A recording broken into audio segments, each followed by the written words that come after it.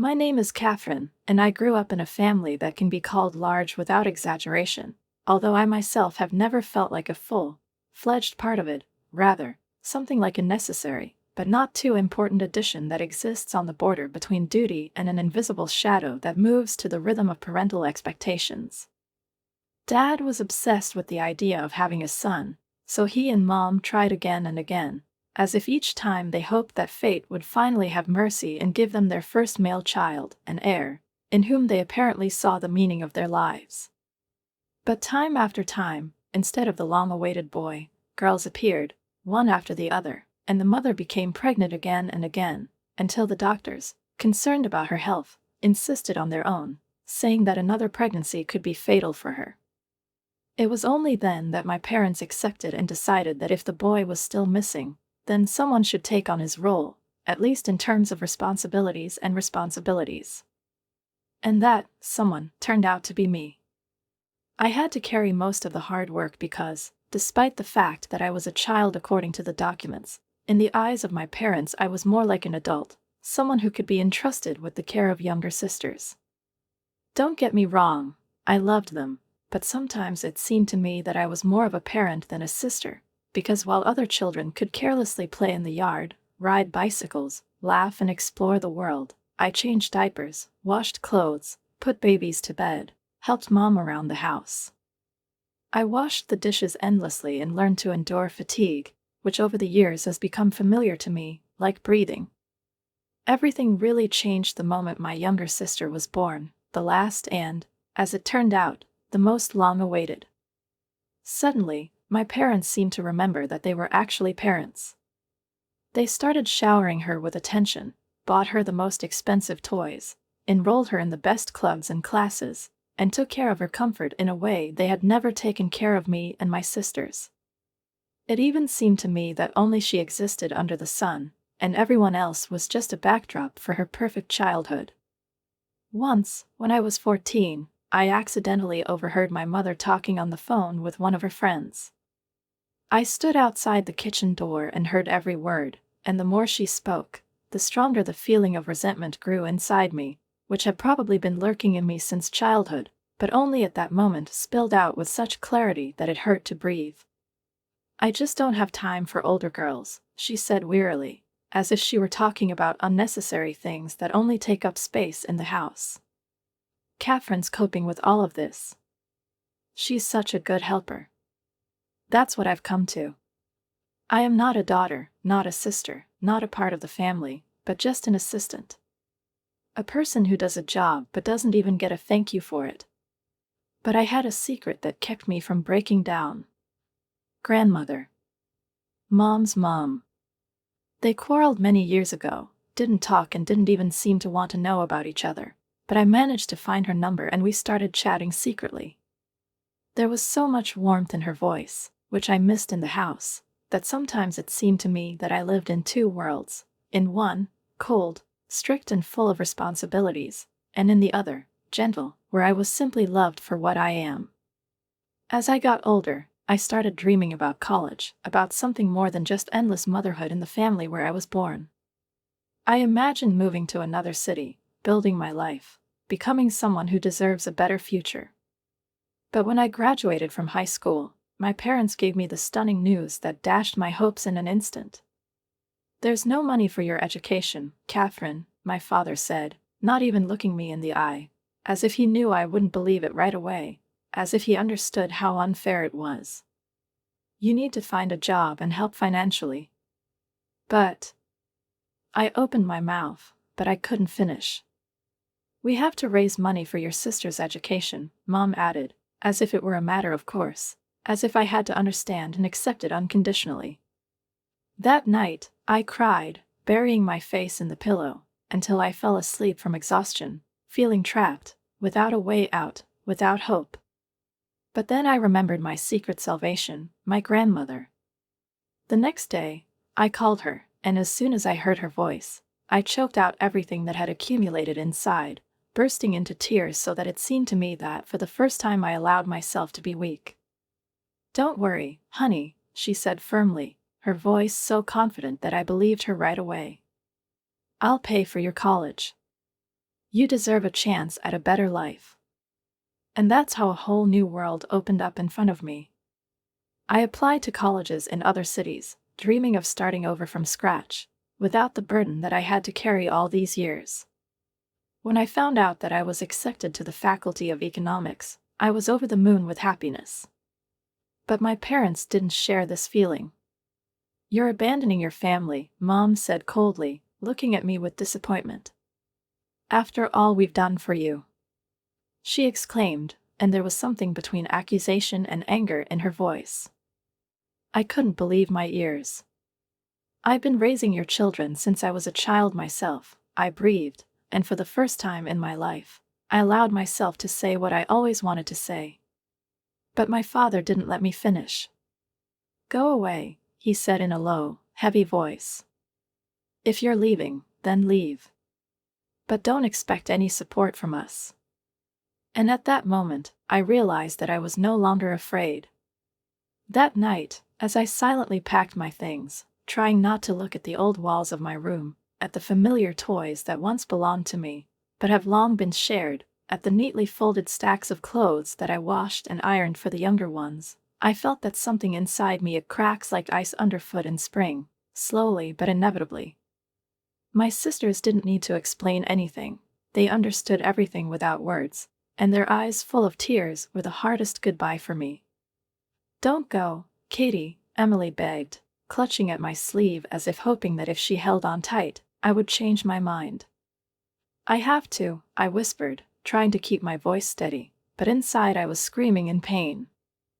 I hugged each of them, running my hands over their tear-stained faces, inhaling their scent, as if I wanted to remember this moment forever. "But I'll always be there for you, do you hear? Always." They nodded, but their silence spoke louder than any words. When I walked out the door, my heart sank from fear of the unknown, but even more so from the realization that not just walls, not just a house, but a whole life remained behind me, in which I never became the main character. And just as I was about to cross the courtyard, my father's voice came from behind me. "Girls, you can't talk to Catherine." Those words sounded like a verdict, like a seal that finally erased me from their lives, but I knew he was wrong. As soon as I found myself in college, surrounded by the hustle and bustle, the smiles of strangers, lectures filled with inspiration and knowledge, I felt that, perhaps for the first time in my life, I could breathe deeply. The campus was a vibrant, pulsating place where something was always happening, and most importantly, I didn't have to take care of anyone but myself here. I got up early, decided what to eat and when to eat, chose how to spend my time, and in the evenings I could fall asleep thinking that my day belonged only to me. But even this new, freedom-filled world couldn't numb the dull ache inside me, because every night, when the dorm was quiet and my roommates were already falling asleep, I lay in the dark and thought about the sisters I'd left behind. I imagined them falling asleep in our shared room. Did they talk about me in whispers? Did they miss me as much as I did? Did they try to remember what my laughter sounded like? And then, on one of those nights, the phone I was holding in my hands, as if expecting a miracle, suddenly vibrated. An unknown number. My heart was pounding so hard that I could barely breathe. The voice was quiet, barely above a whisper, but I recognized it immediately. "Emily? Is that you?" The words came out of me faster than I could process them. "Yes, it's me.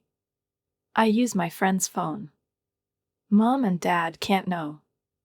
We talked for hours, as if making up for months of silence, greedily absorbing every detail, every little thing, as if we were trying to make sure that we still existed in each other's lives.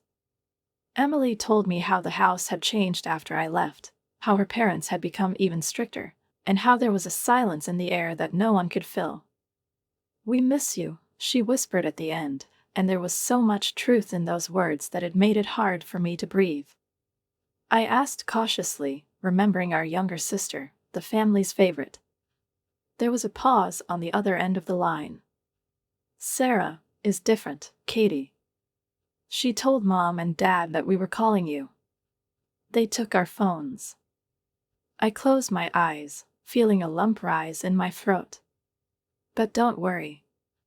We'll find a way to stay in touch. We love you, Katie. These secret calls became my salvation, my link to my home.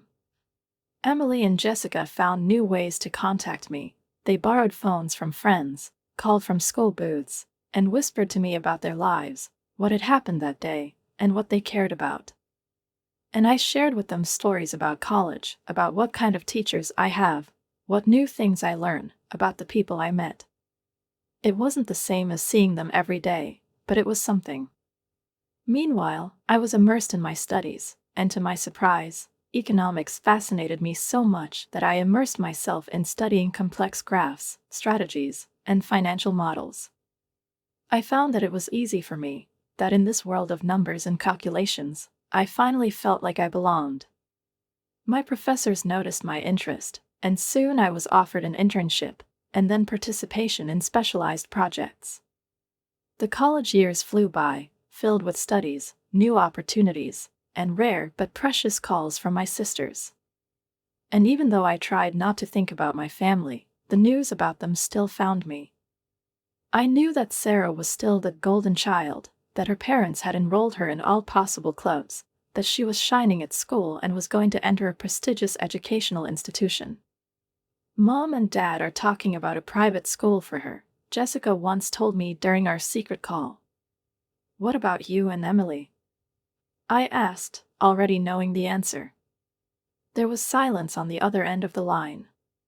We'll probably just go to the local high school, she finally said, trying to sound nonchalant. It's okay. But I knew it wasn't okay. I knew what it meant to be underestimated, to feel less important than another child, to feel that you were just tolerated but never chosen. And it broke my heart that my sisters were going through the same thing now. Approaching graduation, I felt a strange mixture of excitement and anxiety in my chest, as if I was standing on the border between the past and the future, pausing in anticipation of something significant, something that would change my life forever. I knew that this day would become for me a symbol not only of graduation, but also of a final break with the old version of myself, the Catherine who lived by the rules of others, who sacrificed her dreams for the sake of someone else's comfort. I studied hard, aspired to the best, fought for my place in this world, and in many ways I owe this to my grandmother, the person who once told me that I deserved more, and who never allowed me to doubt it. She was always there, even from a distance. Her calls, letters, and her warm, confident voice on the phone reminded me that I wasn't alone. I'm so proud of you, Catherine, she told me one night, when I was tired after another exam, leaning against the pillow, feeling her words envelop me with invisible care. You've overcome so much. Your grandfather would be proud of you. Those words touched something deep inside of me, and I squeezed my eyes shut, not allowing myself to burst into tears. On the day of my graduation, when I was standing in my academic robes, looking at the hall sparkling in the sunlight, filled with happy people, I again caught myself looking for familiar faces among the crowd, hoping, perhaps even against common sense, that my parents and sisters had come after all. But there were none. Still, I wasn't alone. My grandmother was beaming with pride in the sea of people, and that was enough to make me smile. After closing one chapter of my life, I immediately started the next one. After graduating, I threw myself into my work, trying not to lose my pace, not to give myself a break, because I knew all too well what happens when you stop and look back. The job was difficult, requiring attention, effort, and concentration, but I succeeded in it because I knew that every step forward brings me closer to the life I want to build. Months followed each other. I got used to a new routine: work, gym, home, work again, gym again, home again. It wasn't exciting, but it was mine. I was building my own life on my own terms, and it had its own special freedom. But then came the company's annual corporate party. I almost didn't go. I've never been a fan of big noisy events where everything looked so fake, where people smiled at each other solely because of profitable connections. But my colleague Jen insisted. Catherine, you need to come, she begged, literally dragging me out of the office. It's going to be fun. Besides, There will be big shots from our partner companies. A great opportunity for communication. I conceded. When I arrived, the party was in full swing. There was a light atmosphere in the hall. Jazz was playing in the background. People were holding glasses of champagne, laughing, talking, from time to time leaning towards each other to say something important that should open new career doors for them. I went to the drinks table, intending to pour myself a punch, when, turning the corner, I literally bumped into someone. "Oh, I'm sorry," I stammered, raising my head sharply. In front of me stood a man with warm brown eyes and a slight smile on his lips. "It's okay," he replied, eyeing me with mild curiosity. "By the way, my name is Michael. I don't think we've met." "Catherine," I replied, shaking his hand. "I'm from the economics department." That's how our conversation began, which at first was simple, easy, and non-committal, but then turned into something more. Michael turned out to be the head of one of our partner companies, smart, witty, with that rare quality that is rare. He really knew how to listen. I didn't notice how the hours passed, and it wasn't until the party was coming to an end and people were starting to leave that I realized I'd spent the whole night talking to him. "May I have your number?" he asked, leaning slightly towards me. I would love to continue this conversation over a cup of coffee. I hesitated, but then I thought, why not? I've spent so many years taking care of others, forgetting about myself. Maybe it's time to let someone take care of me. Our first date turned into a second, and then a third. Before I knew it, we were a couple. Michael turned out to be everything I'd never known. He supported me like no one else had before. He listened to me when I was talking, without interrupting, without turning the conversation to himself. He asked questions, he memorized little things, he made me feel like I was important. A year passed, and one day, while walking through the evening city, he suddenly stopped, took my hands and, looking into my eyes, asked, "Catherine, will you marry me?" Time seemed to slow down.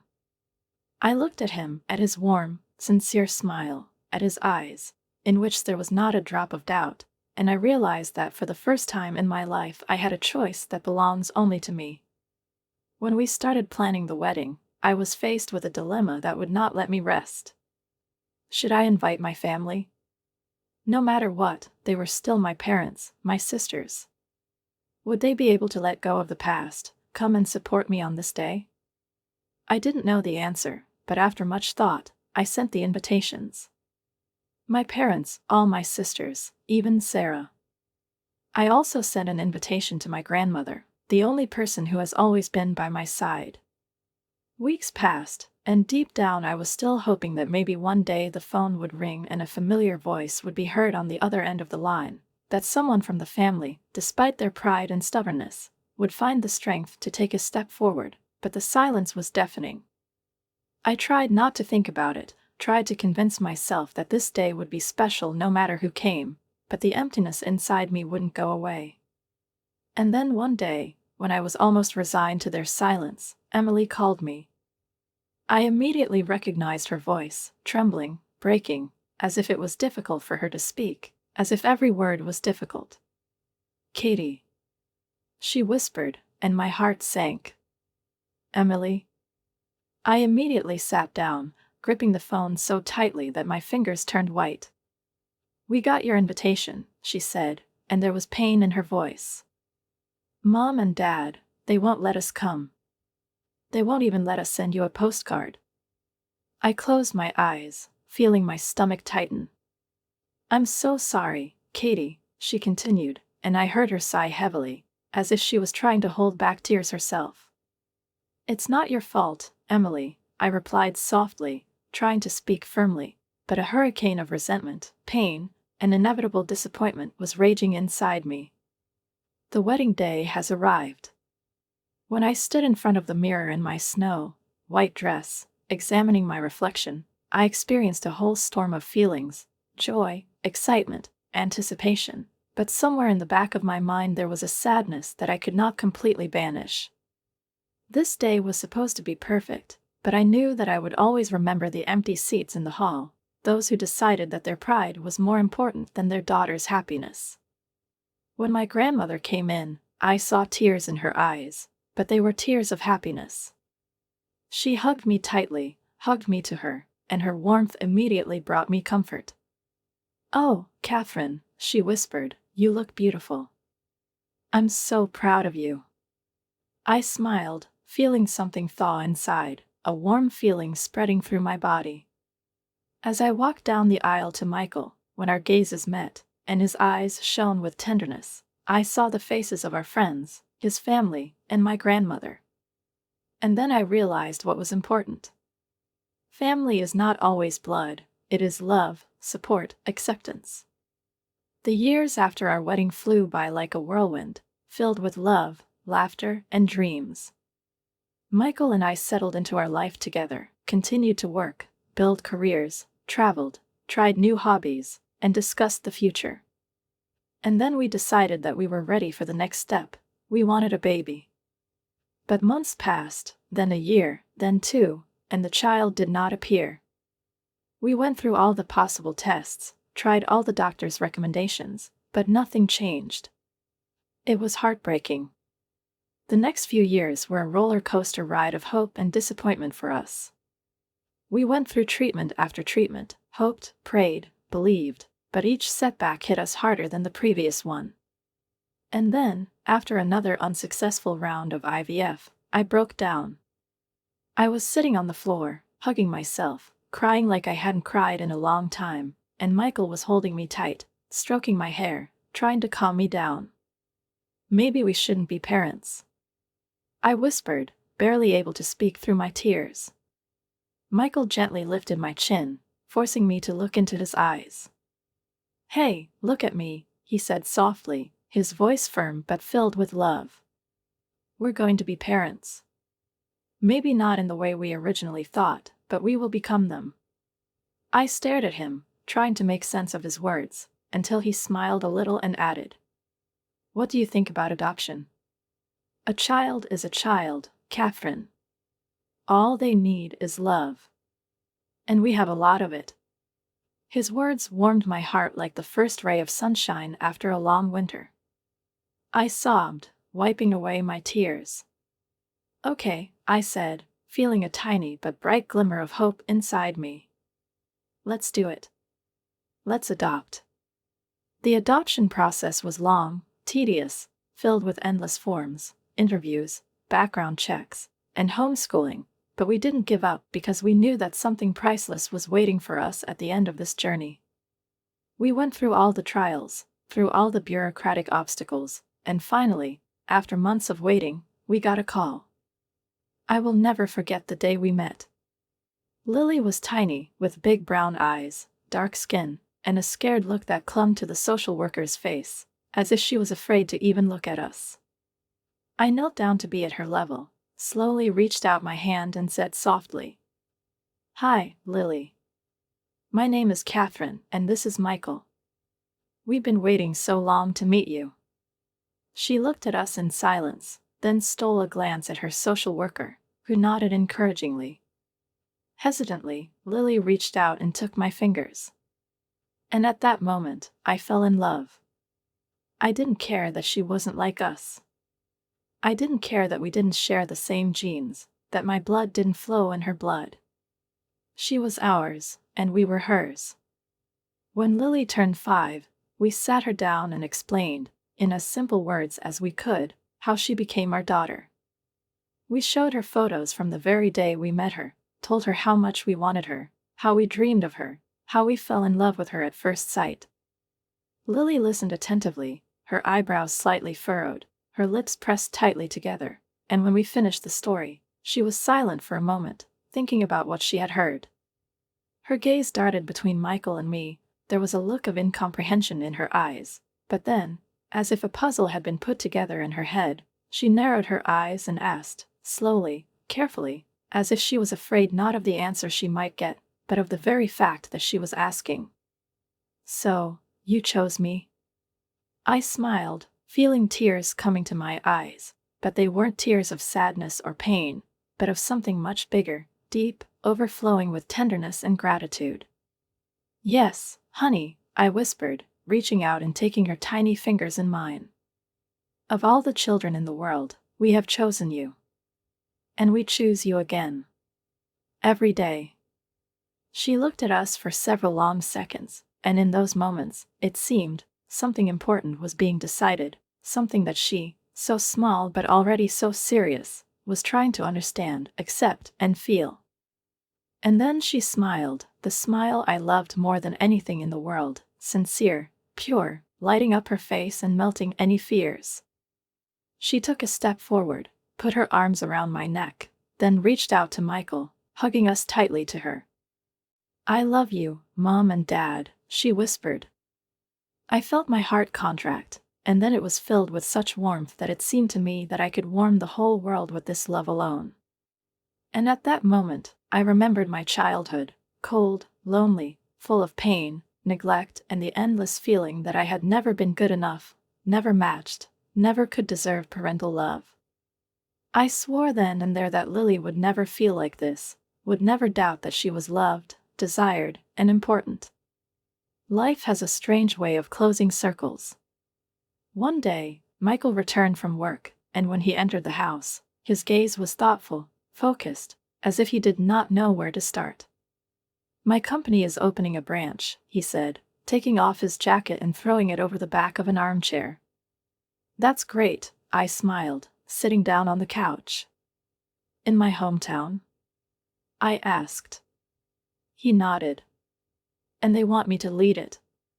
The move was chaotic, as it always is when you pack your whole life into boxes, move memories, pull out roots and try to plant them again in another place. But when we finally settled into a new house, when the boxes were dismantled, photos hung on the walls, and the aroma of our morning coffee filled the space, I felt a strange, almost imperceptible restlessness. It didn't have a clear shape, it wasn't related to moving or work, but somewhere deep inside me there was a feeling that I needed to do something important, something that I had been putting off for too long. I had to contact my sisters. My parents passed away a few years ago, and I didn't attend their funeral, not because I didn't know, but because I wasn't sure I wanted to go there. At that moment, they seemed like strangers to me, just people who once existed in my life, but were not a part of it. However, my sisters are different.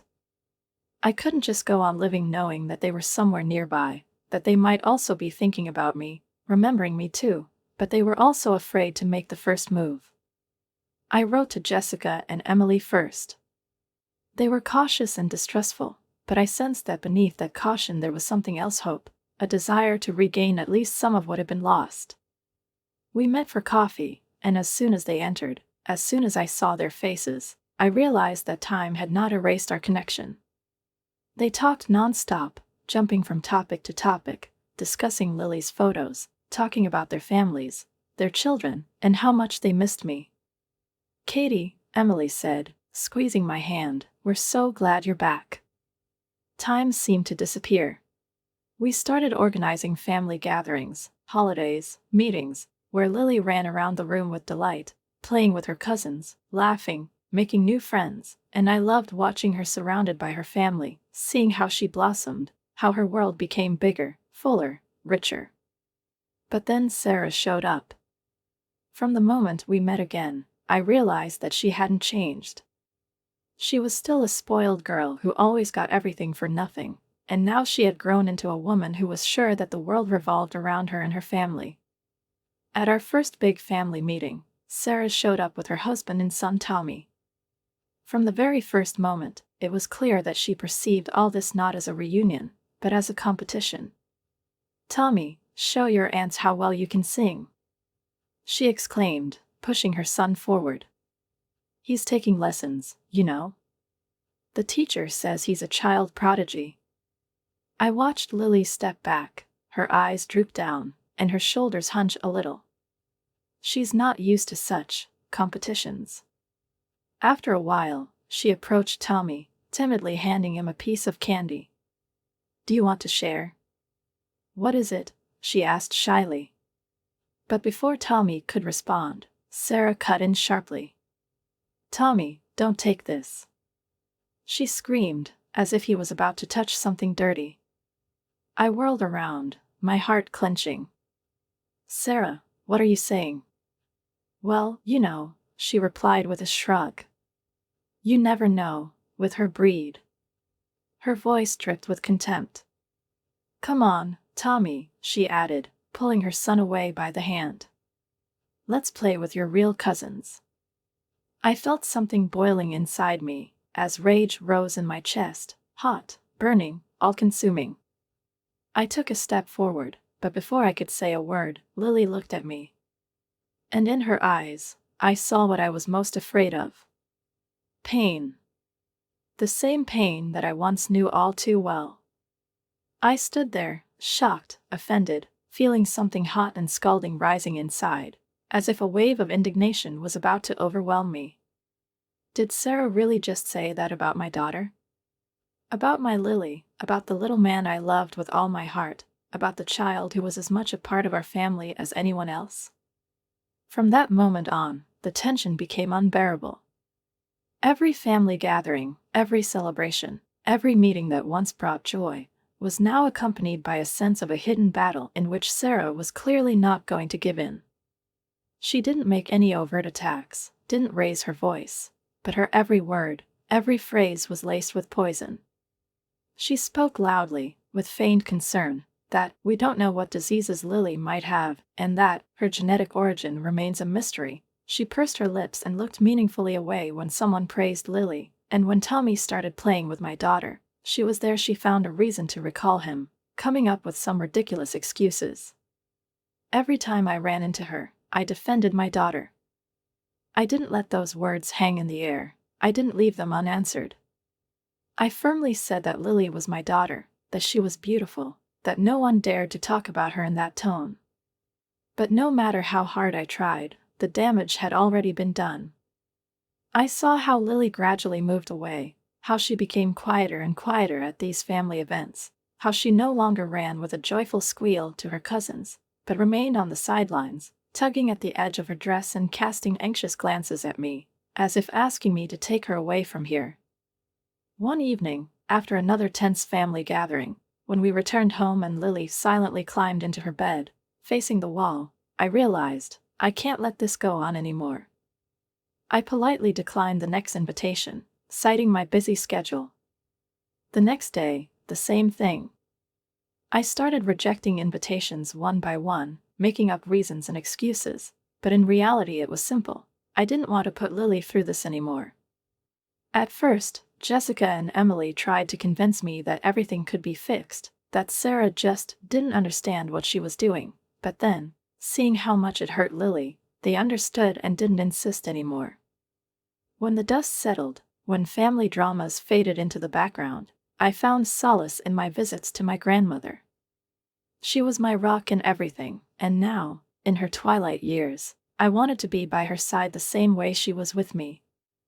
Every weekend, Lily and I went to Grandma's house, a short trip that became a small holiday for us.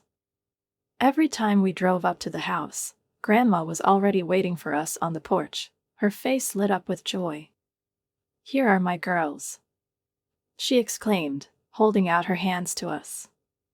Lily, laughing, ran up the stairs, throwing herself into her grandmother's arms. "Grandma, I've missed you." Watching them together has always warmed my heart. Grandma showered Lily with love and attention, taught her how to bake apple pies, told her stories about my childhood and her youth, and secretly gave her sweets when she thought I wasn't looking. She never treated Lily differently just because I adopted her. For Grandma, Lily was part of the family, plain and simple. But over time, Grandma began to weaken. Our visits were filled with silence. Long conversations were replaced by leisurely sitting in the living room. Lily read aloud to her, showed her drawings, told her about school, and Grandma, even in her weakened state, listened with warmth and attention. The day she left was one of the most difficult in my life. We were with her until the last moment, holding her hand as she peacefully slipped away, her breathing getting easier and quieter. Lily, wise beyond her years, climbed onto her bed and curled up against her grandmother's shoulder. "It's all right, Grandma," she whispered, stroking her hand, as Grandma used to do with me. "You can rest now. We love you." In the following days, while we were coping with our grief, sorting out Grandma's things, settling all the formalities, we received an unexpected call. "This is your grandmother's lawyer," said the voice on the phone. "I need you to come to my office."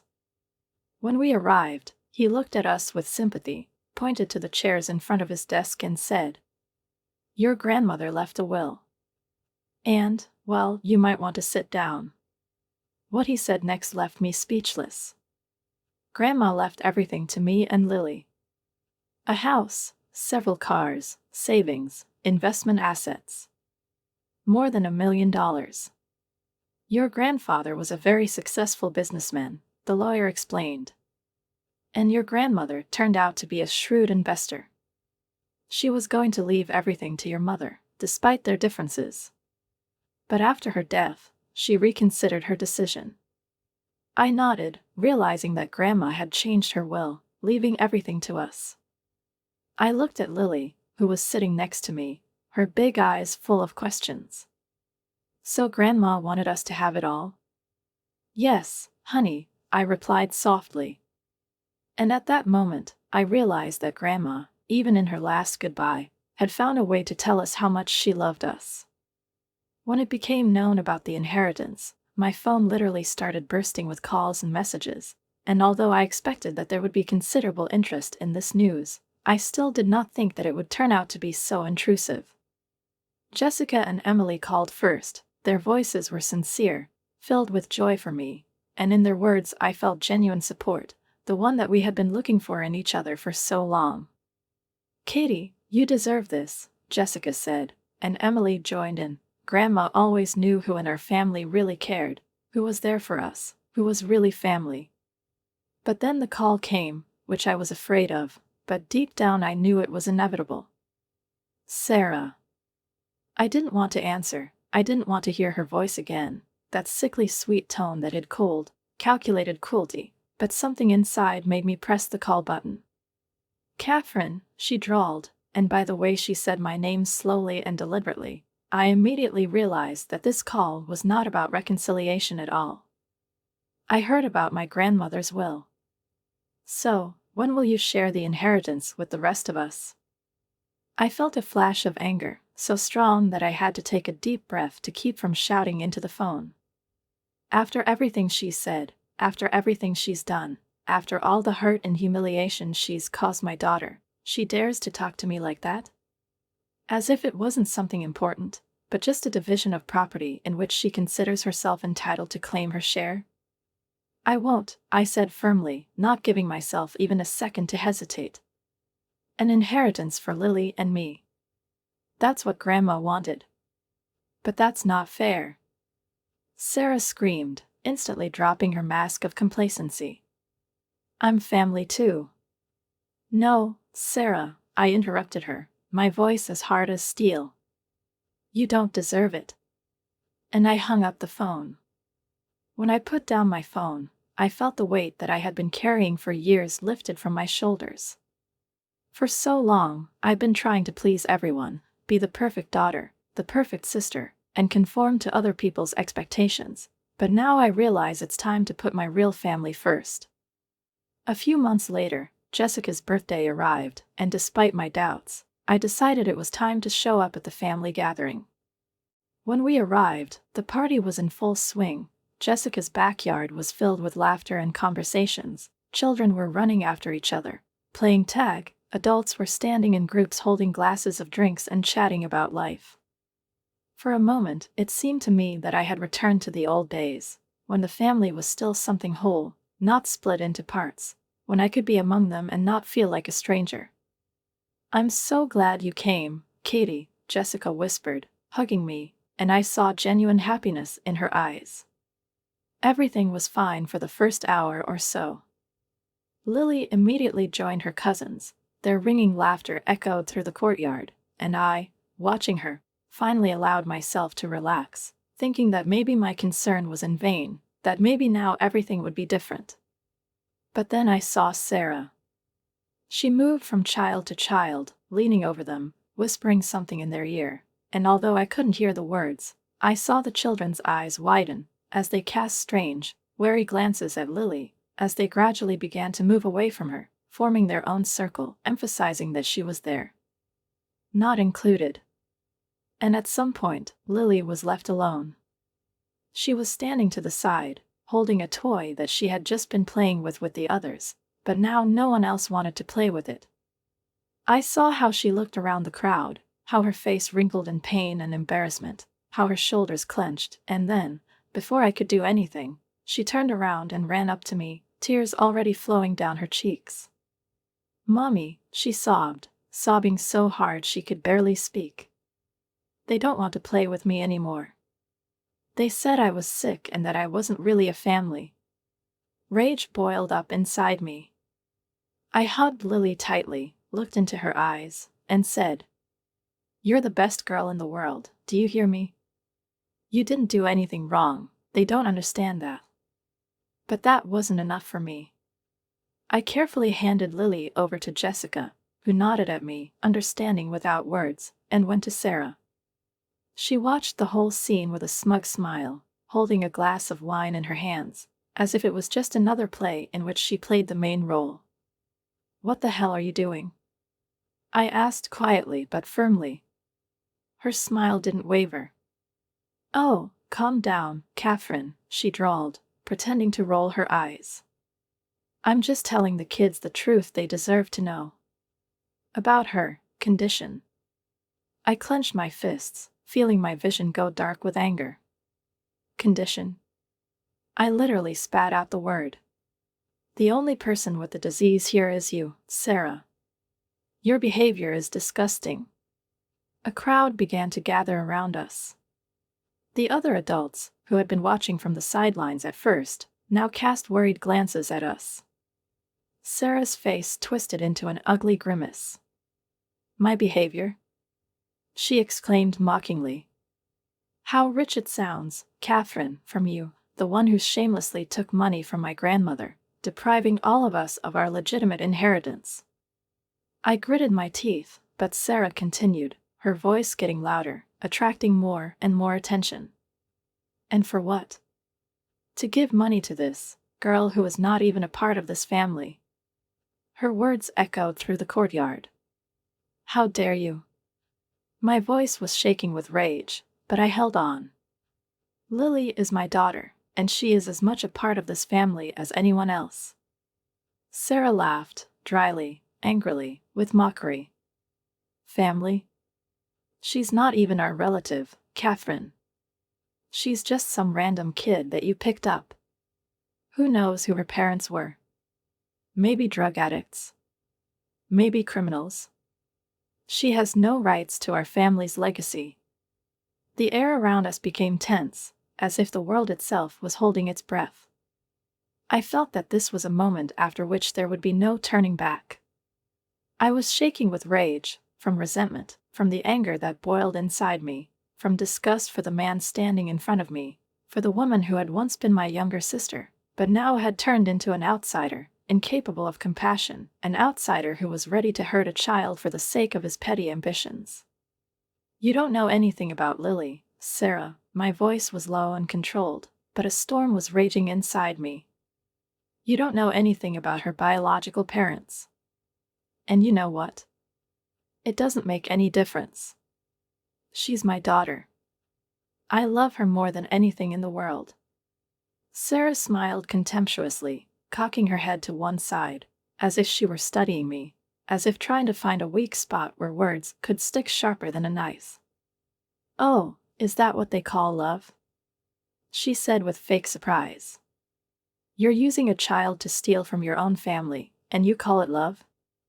Admit it, Catherine, you're just a thief. You got Grandma's money with that girl's help, but we won't stand for it anymore. It's time for you to share what rightfully belongs to us all." I clenched my fists, preparing to respond, preparing to set the record straight once and for all, but before I could open my mouth, Jessica stepped forward. "That's enough, Sarah," she said firmly, and there was so much determination in her voice that Sarah froze, frowning in disbelief. You have no right to talk to Catherine like that. You have no right to treat Lily like that. Sarah's eyes widened as if she couldn't believe what she was hearing. You. Are you taking her side? What is it? She managed, her voice trembling with indignation. Emily joined Jessica, standing next to me with her arms folded. We both take her side, she said. Catherine was always there for us, even when our own parents were away. She raised us, Sarah. She deserves every penny of this inheritance. I felt a lump rise in my throat, touched by the support of my sisters, support that I did not even dare to dream of. Sarah's face contorted with rage. You are traitors. Stop it, she screamed. How dare you? You are betraying the memory of our parents. Emily grinned, her lips curling into a bitter half-smile. Our parents? She shook her head. Are you talking about the same parents who neglected us? About the same parents who showered attention only on you, while Catherine worked hard, raising us as an adult? About the same parents who deprived her of everything because she dared to want an education?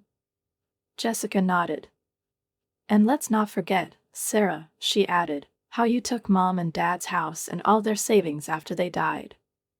You haven't shared even a little bit with any of us.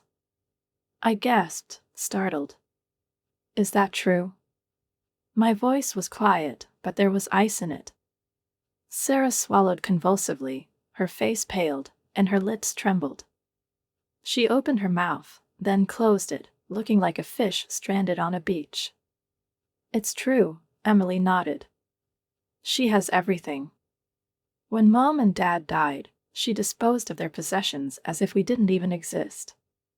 A wave of frustration, resentment, and anger washed over me.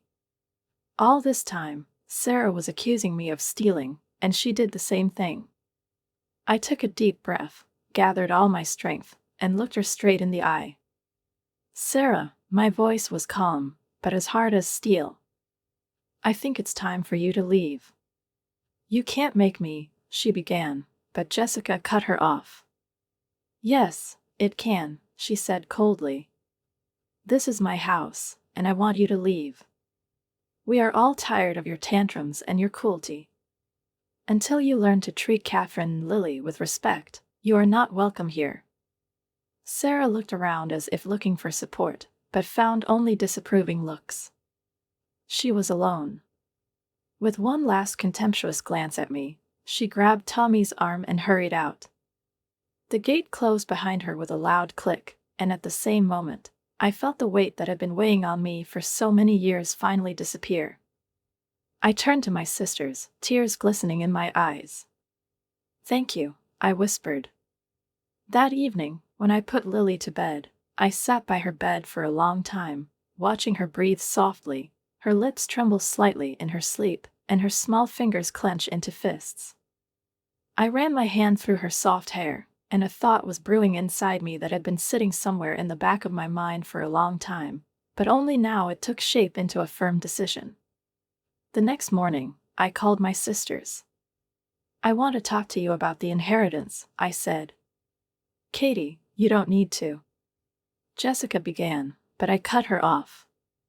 No, I need to. I told them I was leaving $1 million for our family, but the house and cars were theirs. They deserved it as much as I did, and I wanted them to have something from Grandma too. I felt a sense of peace coming over me.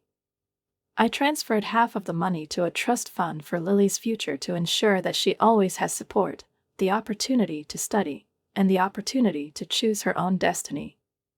What about the others? Michael asked when I told him about my decision. I smiled. We're going to Disneyland, which Lily dreamed of, I said, leaning over him, leaning on his shoulder. We will renovate our house, create a space where our family can grow, where Lily will be happy. I paused, then looked at him, feeling a new dream forming inside me. And maybe we will consider adopting another child. Michael smiled and squeezed my hand in his. About a brother or sister for Lily? I nodded. Yes, about a new member of our family. Because love is not DNA. Love is a choice. And I'm ready to do it again.